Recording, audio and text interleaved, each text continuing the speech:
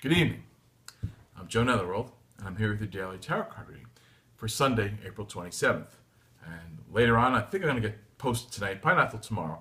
I'm going to be doing a wrap-up, an after party for the TV show Salem. I do love it. It's a mess. It's crazy. It's gory. It's full of, if you're a witch literature fancier, I mean, it's a lot of, not history, it's hysterical history, you know. But there's lots of great things in there. And there was last week, though he wasn't.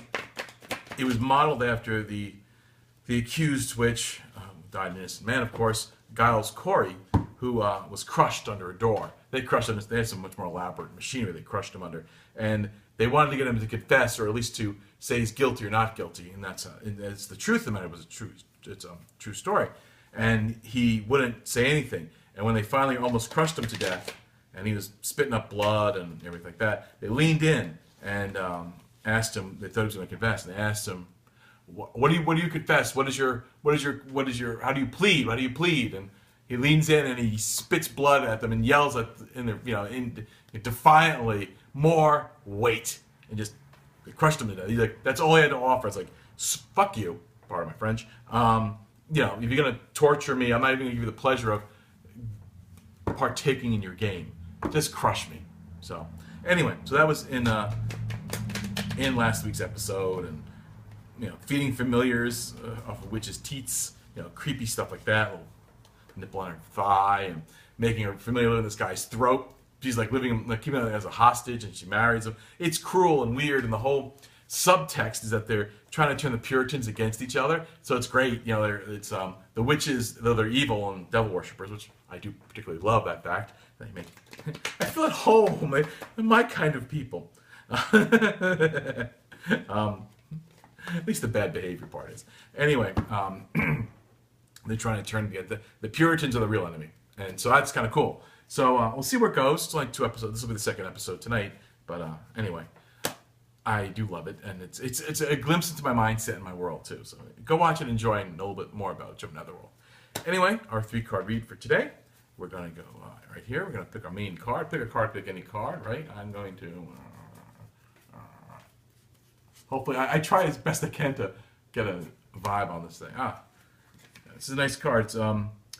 It's the 6 of Swords, right? 6. It's about taking away problems. It's about your troubles, your swords, leaving. Not, being set sail, being sent far away, being past, being over. That's just great, because we've had a lot of backstabbing and things out of balance and stuff. So I like to see this after we've gone through a rough patch. And yesterday's read was all about, making some harsh decisions, rebalancing things, cutting some things loose.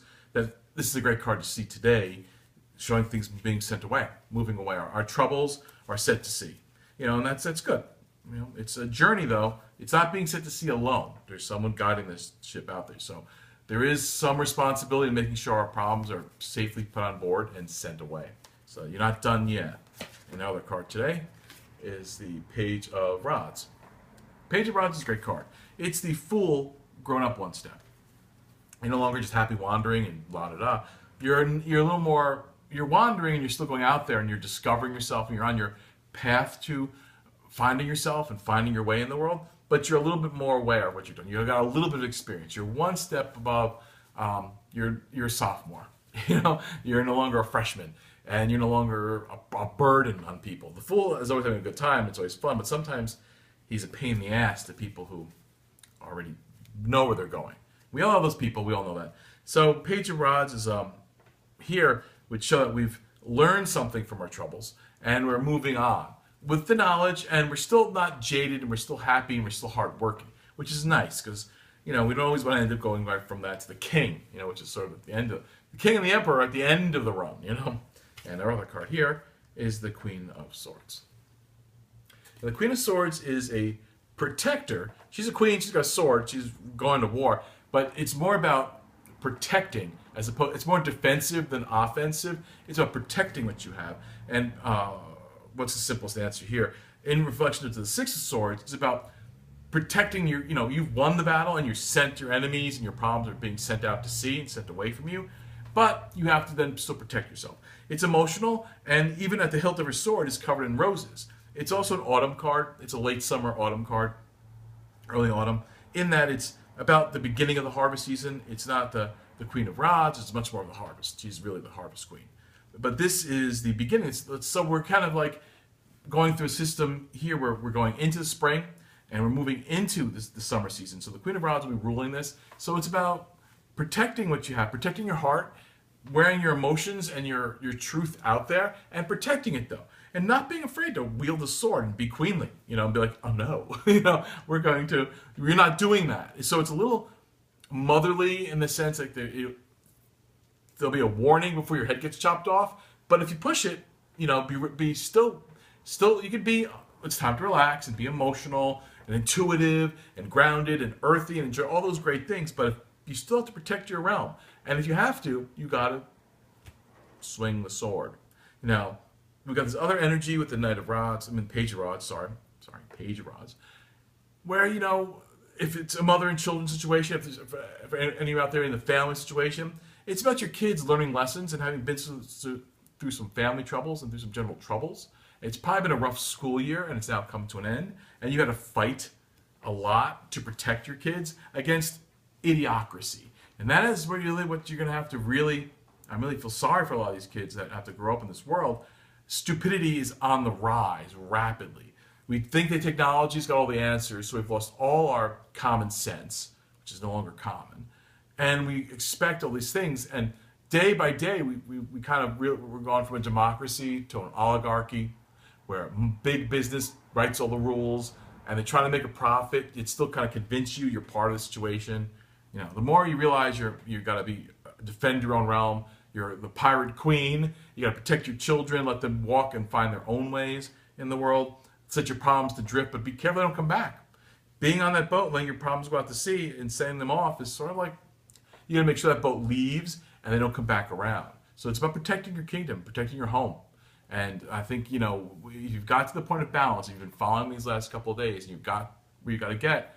Be prepared to take this as your new stance in life. It's going to be the whole summer that you have to stand strong. Don't tolerate any bullshit, and use your heart. And when you feel they're not being represented right to you, you have to step up and swing that sword and cut things off. This world we're living in right now, people think they need so many things, and they don't really need these things. It's a little bit scary that we've come in the last couple of years. Smartphones have been around since 2009, 2010, really. And now people can't live without them. It's like, well, if you're old enough like I am, remember I had a rotary phone. Went out, you called people from a payphone. Remember those rare antiquities that were around 5 years ago? But, what I really want to get to is things are changing. You need to journey into the world and make this world a more interesting and safer place in some ways. But stop buying into the fear and the bullshit and the control that being successful is supposed to be. It's about buying all these things, right, and making all these bad decisions, adding all these swords to your life, and you end up they're no longer swords in your life; they're swords in your back, and you could do well without them. Let them go. So we're gonna go. I'm not forgive my tangenting, but it's a Sunday night, and I'm gonna go watch a mystical, magical TV show and enjoy my simple pleasures in life, which is a TV show about witches. And there is the lesson. There's a lot of simple pleasures. A lot of great things are going to happen if you rebalance your life. The fools in your life that your small children now growing up, they've learned some lessons. They're a little harder. They still have their youthful open-mindedness and exuberance. You have to be the queen, though. You have to keep that sword, and you got to make those emotional. You have to protect yourself emotionally. How about that for the end of the day? Take all this into consideration. Set your problems away. Let them go. Do not dwell on them. Do not hang on them. Protect yourself emotionally and be willing to defend yourself. If people want to start this stuff up again, chop their heads off. Not literally, figuratively. We don't want any head chopping going on. Well, you never know. Sometimes head chopping has to happen. On that note, I will not implicate myself any further in any sword play. It's not Game of Thrones, unfortunately. It's just the House of Netherworld. On that note, you have a great Sunday. Go watch Salem if you got it on it's on some weirdo channel, WGN something or other. But find it. and we'll talk about it. Leave some comments. Contact me on Keen if you need to talk to me. And if not, we'll see you again around midnight.